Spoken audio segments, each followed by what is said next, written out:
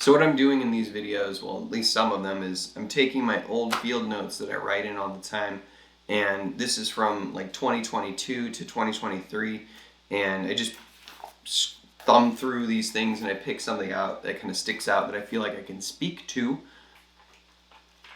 All right, let's do this one. You might be feeling horrible about yourself and horrible about the world. Maybe you're contemplating our place in the universe or something like that, something really big.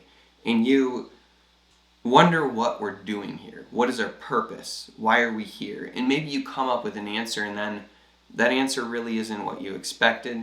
Maybe it's just not what you hoped for, and it gets you really, really sad. That's what happened to me. I was feeling horrible. You know, the existential dread from watching the videos on the Kurzgesagt channel, or however you pronounce it. And then thinking about the universe. I actually Googled, does the universe end? And I don't mean like, does it fizzle out and die? Is there a physical wall, like an end to the universe? Does it like just gradiate out into something? Or is it just like, and then goes out? So they say that the universe is expanding constantly. And so there's no edge to it.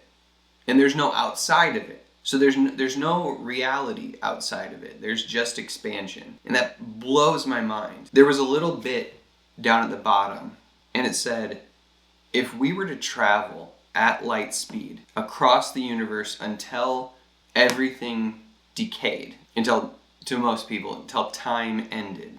But we're going to be gone long before that. But let's say that's the end of the universe. You're traveling at light speed.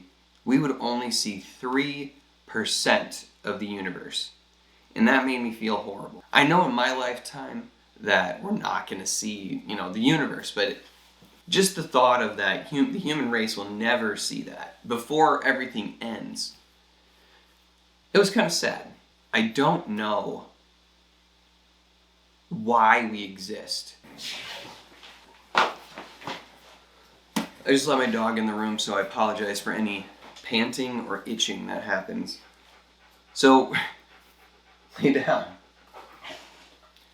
So I'm thinking about all of this, just really way out there, stuff that I don't need to be thinking about, questioning why we're here and what we're doing and what's the purpose, what's the point.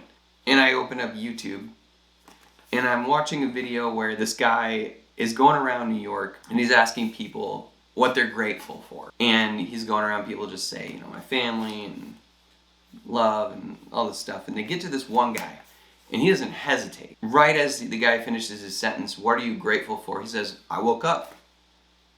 I'm grateful for one more day. And I think what that means is you give life purpose. You find a meaning for it. You find your meaning for it. Whether that's a hobby or your family, an ideal, whatever it is inside of you that gets you up in the morning, that's the thing that gives you purpose. That's the thing that you should be grateful for. If you don't have that, you can find that. When you can't wake up in the morning, when you don't have it in you to keep going, you're just feeling a pain that isn't physical and you can't really describe, you can find that purpose. You just have to be patient. So instead of a hobby, a family, an ideal, you just have to make patience your purpose. Wait for it. And it's hard to find the things that are meaningful and have purpose and that change you to your core every single day, but you can find them and you can write them down. And the more you write them down, the more time slows down and the more meaningful your life can be. It's stuff like this. It gets me just that little bit closer to wanting to stay around. I don't know. That's all I got.